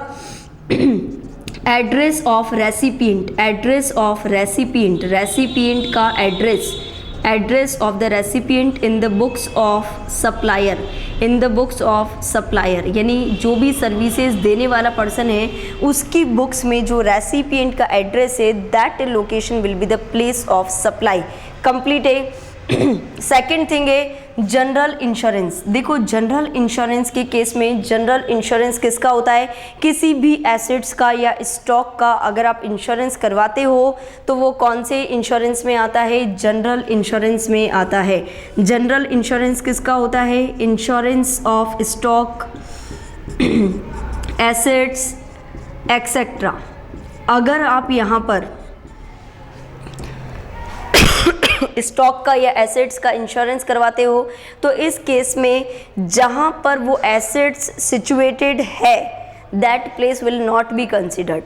जहाँ पर वो एसेट्स सिचुएटेड है उस प्लेस को कंसिडर नहीं करेंगे, जबकि रेसिपिएंट का जो लोकेशन है that place will be considered as a place of supply. तो यहाँ पर प्लेस ऑफ सप्लाई के लिए लोकेशन ऑफ एसेट्स को कंसिडर नहीं किया जाता है, एसेट्स की लोकेशन को कंसिडर नहीं किया जाता है, रादर लोकेशन ऑफ, जबकि लोकेशन ऑफ किसकी लोकेशन को कंसीडर किया जाता है? लोकेशन ऑफ रेसिपिएंट, रेसिपिएंट की जो लोकेशन है that place will be considered as place of supply. Complete है। तो आपको सबसे पहले इंश्योरेंस बिजनेस के केस में अगर प्लेस ऑफ सप्लाई कैलकुलेट करना है तो firstly you have to seen कि यहाँ पर अपन लाइफ इंश्योरेंस ले रहे हैं या जनरल इंश्योरेंस ले रहे हैं। कंप्लीट है। देखो नेक्स्ट क्वेश्चन आप लोग देखें इंश्योरेंस सर्विसेज का। देखो एक पर्सन है फ्रॉम द गुड़गांव से एक पर्सन है travel by the Air India flight from the Mumbai to Delhi. वो मुंबई से दिल्ली में एयर इंडिया फ्लाइट के थ्रू क्या कर रहा है? गुड़गांव से वो ट्रैवल कर रहा है and gets his travel insurance done in Mumbai. और उसने अपना ट्रैवल इंश्योरेंस करवाया मुंबई में। What will be the place of supply? Place of supply क्या होगा? देखो मिस्टर ए जो है वो अनरजिस्टर्ड पर्सन है और अनरजिस्टर्ड पर्सन के केस में यहाँ पर जो लोकेशन होती है, रेसिपिएंट का जो लोकेशन होता है in the record of the supplier will be considered as a place of supply. तो यहाँ पर जो सप्लायर है इंश्योरेंस कंपनी है, उसके केस में मिस्टर ए का जो प्लेस है दैट इज गुड़गांव, तो गुड़गांव शैल be the place of supply. तो गुड़गांव आपके लिए क्या बन जाएगा, प्लेस ऑफ सप्लाई बन जाएगा। कंप्लीट है। देखो नेक्स्ट सेक्शन की हम बात करते हैं, section number 12 subsection 14। Section 12 subsection 14 आप लोग डालें।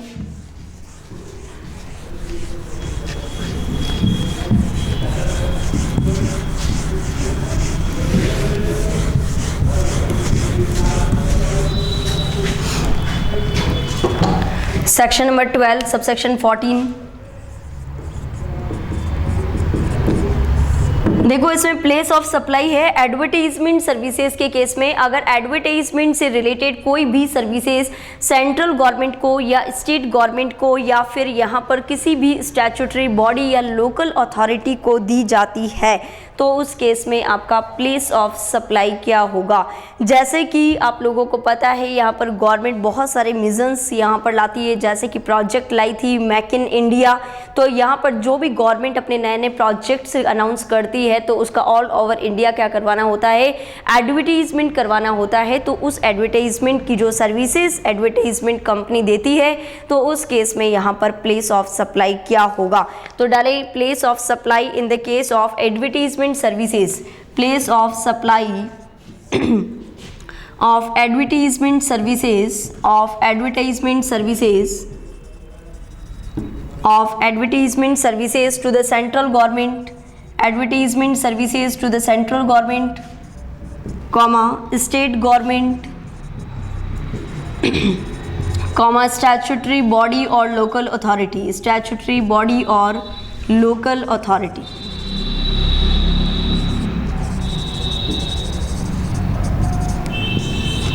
देखो अगर किसी भी सेंट्रल गवर्नमेंट, स्टेट गवर्नमेंट या लोकल अथॉरिटी को, स्टैट्यूटरी बॉडी को सर्विसेज दी जाती है, एडवर्टाइजमेंट सर्विसेज दी जाती है, तो प्लेस ऑफ सप्लाई, देखो यहाँ पर प्लेस ऑफ सप्लाई क्या होगा, प्लेस ऑफ सप्लाई क्या होगा। यहाँ पर क्या है कि ऑल ओवर इंडिया अगर एडवर्टाइजमेंट की फैसिलिटी दे रहे हैं तो ईच स्टेट का जो वैल्यू रहेगा सेपरेटली कैलकुलेट होगा। ईच वैल्यू यहाँ पर ईच स्टेट का, जैसे ऑल ओवर इंडिया सप्लाई करना है तो टोटल 36 स्टेट्स का यहाँ पर सेपरेटली वैल्यू कैलकुलेट होगा एडवर्टाइजमेंट का, और each state will be the place of supply. Her state को यहाँ पर क्या माना जाएगा, प्लेस ऑफ सप्लाई माना जाएगा। तो place of supply will be treated will be each state where the services are provided, यानी जिस स्टेट में सर्विसेज प्रोवाइड हुई है या जिस यूनियन टेरिटरी में सर्विसेज प्रोवाइड हुई है, जिस यूनियन टेरिटरी में सर्विसेज प्रोवाइड हुई है वो सेपरेटली वो स्टेट जहां पर सर्विसेज दी गई है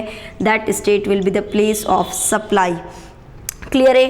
तो जो भी वैल्यू होती है, अब जैसे कहने का मतलब ऑल ओवर इंडिया एडवर्टाइजमेंट हो रहा है तो वैल्यू ऑफ सप्लाई कैसे कैलकुलेट होगी, यानी हर स्टेट का सेपरेटली अपने को सप्लाई का वैल्यू कैलकुलेट करना है। तो इनके बीच में पहले से ही जो कॉन्ट्रैक्ट होता है as per contract, as per contract और एग्रीमेंट, एज पर कॉन्ट्रैक्ट और एग्रीमेंट, एज पर कॉन्ट्रैक्ट और एग्रीमेंट मेड एंड एंटर्ड, जो भी इन पार्टीज़ के बीच में, यानी पहले से ही बता दिया जाता है कि स्टेट वाइज इतना इतना वैल्यू आपको एडवर्टाइजमेंट पे एक्सपेंडिचर करना है। तो उनको जैसे कॉन्ट्रैक्ट दिया है 10 करोड़ का और आपको बोला है कि जो छोटी स्टेट से वहाँ पर आपको 25 लाख का करना है, बड़ी स्टेट है तो वहाँ पर आपको 30 लाख का करना है। तो पहले से ही कॉन्ट्रैक्ट में अगर सप्लाई का वैल्यू डिसाइड कर दिया जाता है तो उस वैल्यू के बेसिस पर हर स्टेट में टैक्स चला जाएगा। क्लियर है। और अगर कॉन्ट्रैक्ट नहीं है, in the absence of contract, अगर कॉन्ट्रैक्ट नहीं है तो इस केस में यहाँ पर जो भी गवर्नमेंट बेसिस बताएगी उस बेसिस पर यहाँ पर वैल्यू को डिस्क्राइब किया जाएगा, वैल्यू को डिस्ट्रीब्यूट किया जाएगा on such other basis as may be prescribed, as may be prescribed, as may be prescribed, other basis जो क्या किया जाएगा, प्रेस्क्राइब्ड किया जाएगा। क्लियर है। तो प्रेस्क्राइब्ड कौन करेगा, गवर्नमेंट डिफाइन करेगी, गवर्नमेंट बताएगी कि किस बेसिस पर यहाँ पर सप्लाईज की वैल्यू को यहाँ पर स्टेट वाइज डिस्ट्रीब्यूट करना है। ठीक है। देखो अगर यहाँ पर पर्टिकुलर स्टेट में सर्विसेज दी जाती है तब तो कोई दिक्कत ही नहीं है, उसी स्टेट में यहाँ पर टैक्स ले लिया जाएगा। बट एक से ज़्यादा स्टेट में होती है तो यहाँ पर हर स्टेट को प्लेस ऑफ सप्लाई माना जाता है और हर स्टेट का अलग सेपरेटली टैक्स कैलकुलेट होएगा।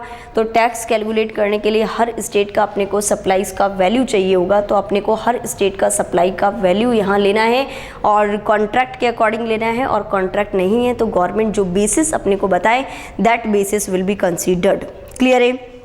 क्वेश्चन देखेंगे इसका। Government of India launch a project make in India. Government of India ने क्या किया, एक प्रोजेक्ट लॉन्च किया है make in India and appoint the ABC advertising agency of Haryana for the advertisement of the project all over the country. और जो government है उसने ABC एडवर्टाइजिंग एजेंसी को जो हरियाणा से बिलोंग करती है उसे अपॉइंट किया है और वो क्या करेगी, ऑल ओवर कंट्री क्या करेगी, एडवर्टीजमेंट करेगी। ABC agency advertise the project in all the India, what will be the place of supply.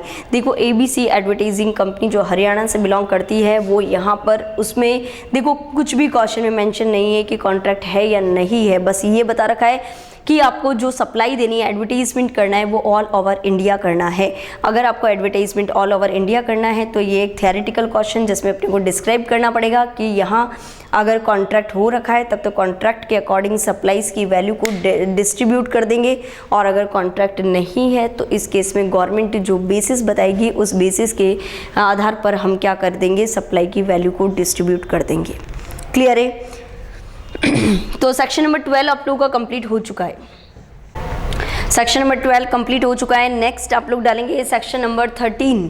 देखो सेक्शन नंबर 12 हमारा तभी एप्लीकेबल होता है यदि जो सप्लायर यानी सर्विसेज को सप्लाई करने वाला जो पर्सन है, सर्विस सप्लायर और सर्विस रेसिपिएंट, दोनों का लोकेशन अगर सेम स्टेट में होता है, दोनों का लोकेशन अगर इंडिया में ही होता है तो इस केस में यहाँ पर क्या होता है, सेक्शन 12 एप्लीकेबल होता है। बट सेक्शन 13 आपका तभी एप्लीकेबल होता है जब सर्विस का सप्लायर या सर्विस रेसिपिएंट उन दोनों में से एक पार्टी इंडिया के बाहर की है, तो इस केस में यहाँ पर क्या होगा, सेक्शन नंबर 13 एप्लीकेबल होगा। आइदर द सर्विस रेसिपिएंट और the service supplier is belong to the outside India, या तो सर्विस रेसिपिएंट या फिर सर्विसेज देने वाला, दोनों में से कोई भी एक पर्सन अगर इंडिया के बाहर का होता है तो हमारे ऊपर कौन सा सेक्शन एप्लीकेबल होगा, सेक्शन नंबर 13। देखो ये सारे सेक्शन जो हम पढ़ रहे हैं वो कौन से एक्ट के हैं, IGST एक्ट 2017। सारे आपके ये जो प्रोविजंस है वो कौन से एक्ट के हैं, IGST एक्ट 2017 से बिलोंग करते हैं। ठीक है, डालें आप लोग section number 13, section 13 of IGST act, place of supply. ये जो प्रोविजंस है वो तभी एप्लीकेबल होते हैं व्हेन सर्विस रेसिपिएंट, या तो सर्विस रेसिपिएंट या सर्विस प्रोवाइडर और सर्विस प्रोवाइडर, दोनों में से एक पार्टी और service provider is located outside India, is located outside India. या तो सर्विस प्रोवाइडर या सर्विस सप्लायर, दोनों में से कोई भी एक पार्टी अगर इंडिया के बाहर की है तो आपके सेक्शन 13 के प्रोविज़न एप्लीकेबल होंगे। देखो बात बहुत ही सिंपल सा प्रोविज़न है। सबसे पहले हम सेक्शन नंबर 13 सबसेक्शन 1 जो हमें एप्लीकेबिलिटी के बारे में बताता है, जो हमें क्या बताता है, एप्लीकेबिलिटी ऑफ दिस सेक्शन, यानी सेक्शन 13 कब एप्लीकेबल होता है। तो सेक्शन 13 कब एप्लीकेबल होता है, जैसा कि अभी हमने बात करी कि section 13 will be applicable only when the service recipient और द सर्विस सप्लायर, दोनों में से कोई भी एक पार्टी अगर इंडिया में लोकेटेड, इंडिया के बाहर लोकेटेड होती है तो इस केस में यहाँ पर सेक्शन 13 एप्लीकेबल होगा। तो सेक्शन 13 सबसेक्शन 1 आप लोग डालेंगे applicability, section 13 subsection 1 applicability, section 13 subsection 1 applicability. लिखें the provisions of this section, the provisions of this section, the provisions of this section will apply when service recipient, when the location of the service recipient, when the location of service recipient or location of service provider is outside India, यानी दोनों में से कोई भी एक party अगर उसका location India के बाहर का है, then in such case section 13 will be applicable. Clear है। नेक्स्ट बात करते हैं सेक्शन नंबर 13 सब सेक्शन 2 की, जिसमें अपने को जनरल प्रोविजंस बता रखे हैं। देखो हम सेक्शन 13 के जो आगे के प्रोविजंस है, सेक्शन नंबर 13 सब सेक्शन 3 से लेके सेक्शन नंबर 13 सब सेक्शन 13 तक अपने प्रोविजंस आएंगे। अगर सेक्शन 13 सब सेक्शन 3 से लेके सेक्शन 13 सब सेक्शन 13 तक के अगर प्रोविजंस आपके ऊपर एप्लीकेबल नहीं हो रहे हैं तो आपको कौन से प्रोविजंस पे आ जाना है? जनरल प्रोविजंस पे आ जाना है। यानी जनरल प्रोविजंस कब एप्लीकेबल होते हैं? General provisions is applicable when the provisions of section 13 subsection 3 to section 13 subsection 13 is not applicable। अगर आपके सेक्शन 13 सबसेक्शन 3 से लेके सेक्शन 13 सबसेक्शन 13 तक अगर एप्लीकेबल नहीं हो रहे हैं तो आपको यहाँ पर कौन से प्रोविजंस को अप्लाई करना है? सेक्शन 13 सबसेक्शन 2 को अप्लाई करना है। और ये बोलता है, जनरल प्रोविज़न ये बोलता है कि जो रेसिपिएंट का लोकेशन है, the location of the recipient of service, अगर सर्विस रेसिपिएंट का जो लोकेशन है that will be the place of supply. Place of supply क्या हो जाएगा? Location of recipient of service. जो सर्विस रेसिपिएंट है उसका जो लोकेशन है that location will be the place of supply. Complete है। और अगर आपको रेसिपिएंट का जो लोकेशन है वो ऑर्डिनरी कोर्स ऑफ बिजनेस में अवेलेबल ही नहीं है, if the location of the recipient is not available, if the location of recipient is not available in ordinary course of business, is not available in ordinary course of business, in ordinary course of business, अगर आपको location of recipient available नहीं है तो इस case में अगर आपके पास रेसिपिएंट का लोकेशन अवेलेबल नहीं है तो जो सप्लायर का लोकेशन है that will be the place of supply. Then the location of the supplier, जो सप्लायर का लोकेशन है वो लोकेशन ही आपके लिए क्या बन जाएगा? प्लेस ऑफ सप्लाई बन जाएगा। Location of supplier will be the place of supply. Complete है, यहाँ तक कोई दिक्कत नहीं है। तो यहाँ पर जनरल प्रोविजंस की जब हम बात करते हैं जनरल प्रोविजंस की, तो इसमें अगर सेक्शन 13 सबसेक्शन 3 से लेके सेक्शन 13 सबसेक्शन 13 के अगर प्रोविजंस एप्लीकेबल नहीं हो रहे हैं तो इस केस में आपका जो सर्विस रेसिपिएंट का लोकेशन है that will be the place of supply. और अगर यहाँ पर जो रेसिपिएंट का लोकेशन है वो ऑर्डिनरी कोर्स ऑफ बिजनेस में अवेलेबल नहीं है तो जो सप्लायर का लोकेशन है that will be the place of supply. Complete है। नेक्स्ट हम बात करेंगे सेक्शन नंबर 13 सबसेक्शन 3 से।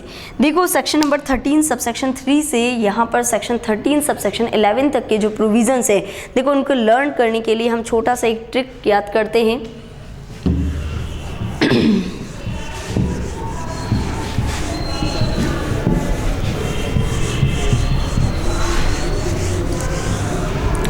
देखो सेक्शन नंबर 13 सबसेक्शन 3 से लर्न करने के लिए एक छोटी सी ट्रिक आपको लर्न करनी है।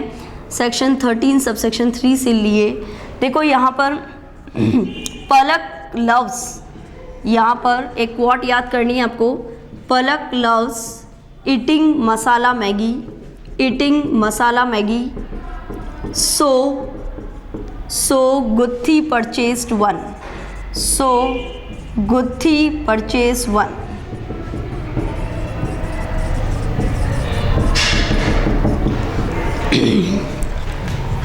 आप सभी ने ये सीरियल देखा हुआ होगा। पी से यहाँ पर क्या है? देखो यहाँ पर सबका फर्स्ट जो लेटर है वो अपने को लेना है P L E M S G P और O। देखो सबसे पहले बात करते हैं P से परफॉर्मेंस बेस्ड सर्विसेज। आपकी P से कौन सी सर्विसेज आ जाएगी? लर्न करने का तरीका है ये परफॉर्मेंस बेस्ड सर्विसेज। P से कौन सी सर्विसेज है? Performance based services. सेकंड है आपकी L। देखो परफॉर्मेंस बेस्ड सर्विसेज में जहां पर आप परफॉर्म करोगे दैट प्लेस आपके लिए प्लेस ऑफ सप्लाई हो जाएगा।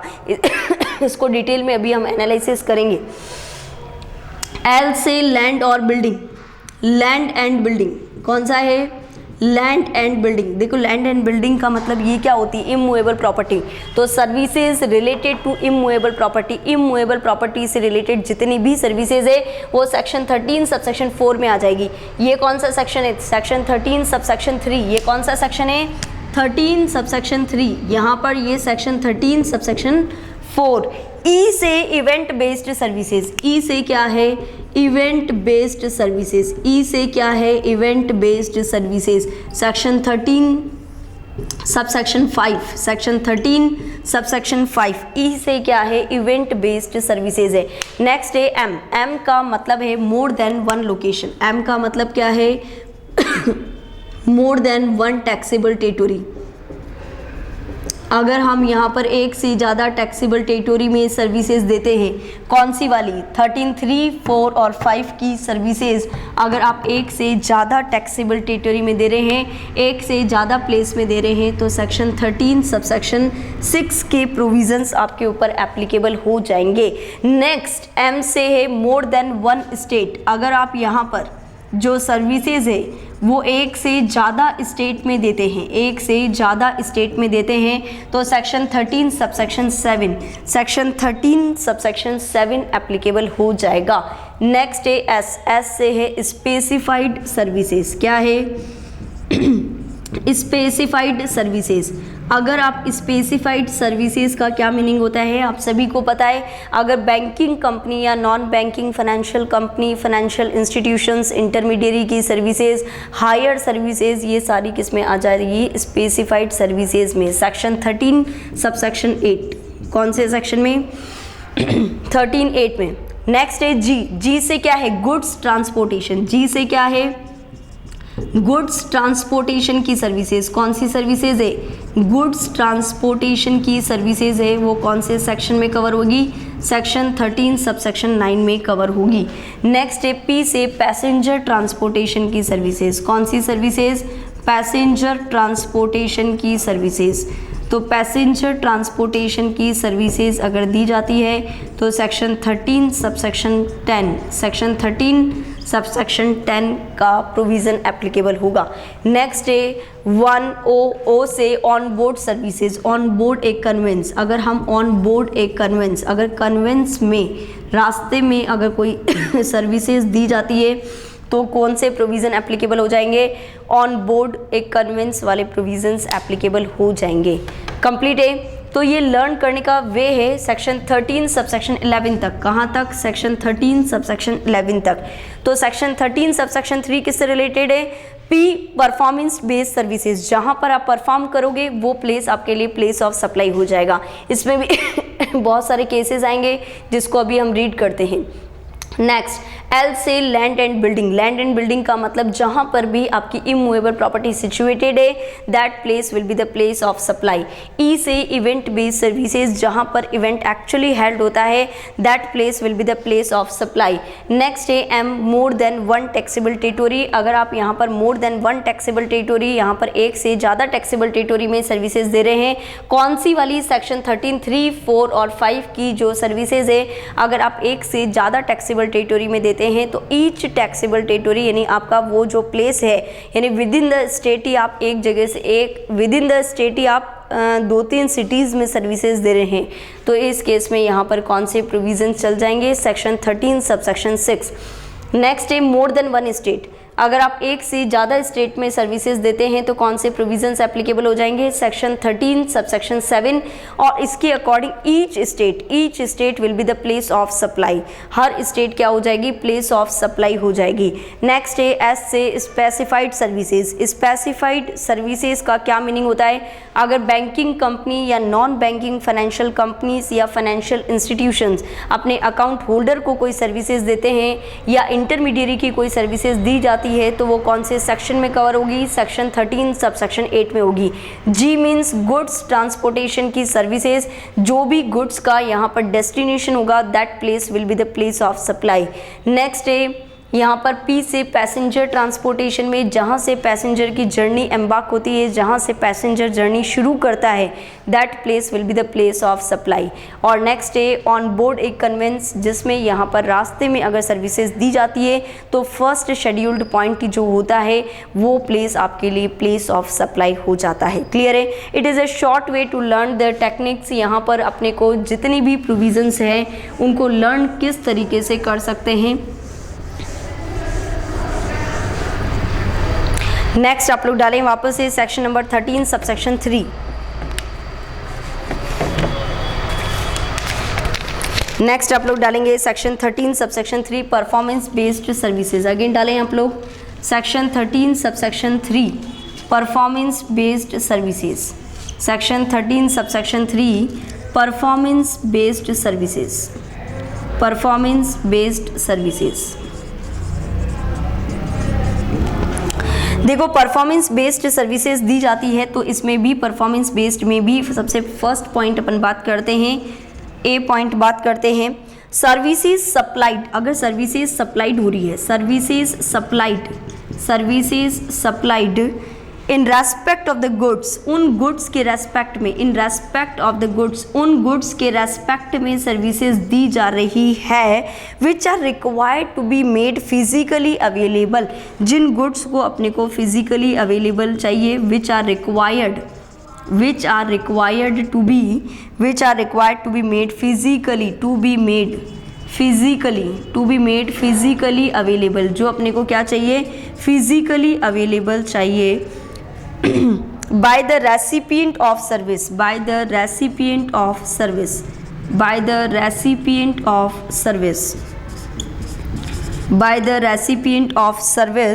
to the supplier of service, देखो अगर किसी भी गुड्स का फिजिकली प्रेजेंस अपने को ज़रूरी है या परफॉर्मेंस में उस पार्टी की फिजिकल प्रेजेंस होना ज़रूरी है, तो इस केस में यहाँ पर जो प्लेस है जहाँ पर परफॉर्मेंस एक्चुअली हो रही है, the location where the performance is actually performed, जहाँ पर परफॉर्मेंसेज एक्चुअली दी जा रही है, that location will be the place of supply. तो इस केस में यहाँ पर जिस लोकेशन पर वो सर्विसेज दी जा रही है वो लोकेशन आपके लिए प्लेस ऑफ सप्लाई बन जाएगा। तो location where the services are actually performed, जिस प्लेस पर सर्विसेज एक्चुअली दी जा रही है that place will be the place of supply। Complete है। तो यहाँ पर अगर फिजिकली अवेलेबल होना ज़रूरी है सर्विस रेसिपिएंट को, तो इस केस में यहाँ पर सर्विस रेसिपिएंट और सर्विस सप्लायर दोनों को फिजिकली प्रेजेंट होना ज़रूरी है। तो जिस प्लेस पर सर्विसेज दी जाती है that place will be the place of supply. Next इसी में सेकंड है, अगर रिमोट लोकेशन से इलेक्ट्रॉनिक मोड से अगर हम सर्विसेज देते हैं तो सर्विसेज आर प्रोवाइडेड। अगर सर्विसेज क्या हो रही है, प्रोवाइड करवाई जा रही है, सर्विसेज क्या हो रही है, प्रोवाइड करवाई जा रही है, कहाँ से, रिमोट लोकेशन से, फ्रॉम द रिमोट लोकेशन, यानी कहीं दूर से सर्विसेज दी जा रही है इलेक्ट्रॉनिक मोड से, बाय द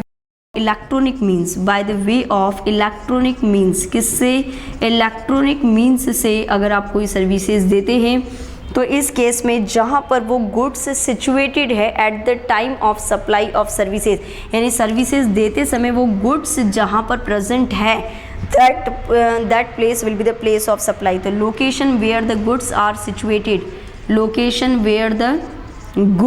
सिचुएटेड, जहाँ पर गुड्स सिचुएटेड है, जिस प्लेस पर गुड्स सिचुएटेड है at the time of supply of services देते समय, at the time of supply of services देते समय जिस प्लेस पर वो गुड्स सिचुएटेड है that place will be the place of supply. उस प्लेस को क्या माना जाएगा, प्लेस ऑफ सप्लाई माना जाएगा।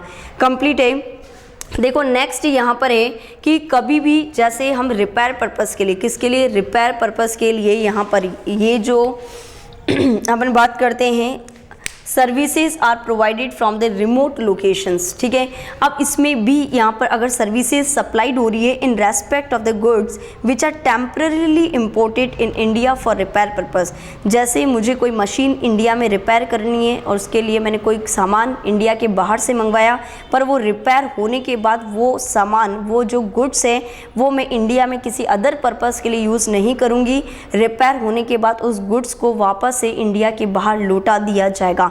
Means that goods is imported only temporary purpose, only for the repair purpose मैंने क्या किया, उस गुड्स को इम्पोर्ट किया and again re export after repair without being put to any other use in India.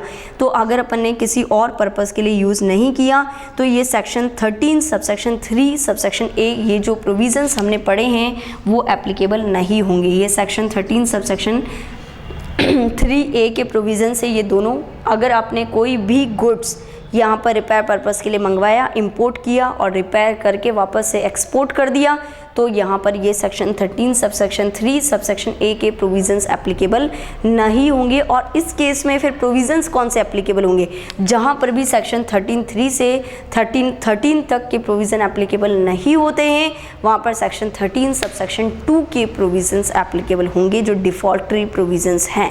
तो यहाँ पर भी अगर हम कोई भी गुड्स जो टेम्पररीली इंडिया में इंपोर्ट करते हैं for the repair purpose and again re export after repair without being put to use in India for any other purpose, then in such case the provisions of the section 13 subsection 3 subsection A will not be applicable. Okay, तो ये भी note कर देना कि यहाँ पर section 13 subsection 3 subsection ए के provisions कब एप्लीकेबल नहीं होंगे, नॉट एप्लीकेबल। ये प्रोविज़न्स कब एप्लीकेबल नहीं होंगे, इफ़ अगर आपने यहाँ पर क्या करा है, if goods imported in India, if the goods imported in India, अगर गुड्स आप इम्पोर्ट करते हैं इंडिया में फॉर रिपेयर पर्पस, किसके लिए, रिपेयर पर्पस के लिए अगर आप इम्पोर्ट करते हैं and re export such goods, और उस गुड्स को वापस से री एक्सपोर्ट कर देते हैं आफ्टर रिपेयर, री export such goods after repair, repair के बाद आप क्या करते हैं, उस गुड्स को यहाँ पर वापस से री एक्सपोर्ट कर देते हैं without being put to use, without being put to use, without being put to use for any other purpose in India, for any other purpose in India, for any other purpose in India, India में किसी और purpose के लिए use नहीं किया जाता है। तो इस केस में यहाँ पर क्या बन जाएगा, सेक्शन 13(3)A के प्रोविज़न्स एप्लीकेबल नहीं होंगे। कंप्लीट है, नोट करो यहाँ तक। देखो नेक्स्ट आप लोग डालें सेक्शन 13 सबसेक्शन 3 सबसेक्शन B। यहाँ पर सेक्शन 13 सबसेक्शन 3 सबसेक्शन B आपको क्या बोलता है, सेक्शन 13 सबसेक्शन 3A में हमने बात करी है, अगर सर्विसेज गुड्स के रेस्पेक्ट में सप्लाई की जाती है, services supplied in respect of the goods which are required to be made physically available by the recipient of service to the supplier of services, then in such case the location where the services are actually performed, जहाँ पर services क्या होगी, actually performed होगी। Clear है। और अगर B point यहाँ पर क्या है, जहाँ पर रेसिपिएंट का प्रेजेंट होना बहुत फिजिकली क्या है, ज़रूरी है, वेयर द अपने को यहाँ पर अगर रेसिपिएंट का पर्सनल प्रेजेंस होना ज़रूरी है, तो इस केस में यहाँ पर कौन से प्रोविज़न्स एप्लीकेबल हो जाएंगे, सेक्शन 13 सबसेक्शन 3 सबसेक्शन B के प्रोविज़न्स एप्लीकेबल हो जाएंगे। तो देखो physical presence of the recipient, physical presence of the recipient, physical presence of recipient, recipient की physical presence, physical presence of the recipient required for the supply of service, required for the supply of service, services की सप्लाई करने के लिए, services की सप्लाई करने के लिए अगर रेसिपिएंट का फिजिकल प्रेजेंस रिक्वायर्ड होता है, तो इस केस में यहाँ पर क्या हो जाएगा, प्लेस ऑफ सप्लाई, जहाँ पर सर्विसेज एक्चुअली परफॉर्म्ड हो रही है, the location where the services are actually performed, location where the services are actually performed, जिस प्लेस पर, जिस लोकेशन पर सर्विसेज एक्चुअली दी जा रही है, that place will be the place of supply, उस प्लेस को क्या माना जाएगा, प्लेस ऑफ सप्लाई माना जाएगा। कंप्लीट है। तो सेक्शन 13 सबसेक्शन 3 में परफॉर्मेंस बेस्ड सर्विसेज है। अगर यहाँ पर गुड्स की फिजिकल प्रेजेंस चाहिए तब तो जहाँ पर एक्चुअली परफॉर्म्ड हो रही है। अगर गुड्स रिमोट लोकेशन से अवेलेबल करवाए जा रहे हैं तो इस केस में जहाँ पर गुड्स एक्चुअल में सिचुएटेड है, और अगर रेसिपिएंट का फिजिकल प्रेजेंस चाहिए होता है तो जहाँ पर सर्विसेज एक्चुअली परफॉर्म्ड होती है। और अगर कोई भी गुड्स जो इंपोर्ट कर रहे हैं अपन केवल रिपेयर पर्पस के लिए और वापस री एक्सपोर्ट करते हैं after repair without being put to use for any other purpose in India, then in such case यहाँ पर क्या हो जाएगा, यहाँ पर सेक्शन 13(3)(a) के प्रोविजंस एप्लीकेबल नहीं होंगे। नेक्स्ट बात करते हैं सेक्शन 13 सबसेक्शन 4 की। देखो P हो चुका है, परफॉर्मेंस बेस्ड सर्विसेज हो चुकी है। L का मतलब लैंड और building, that is services related to the immovable property, immovable property से रिलेटेड सर्विसेज।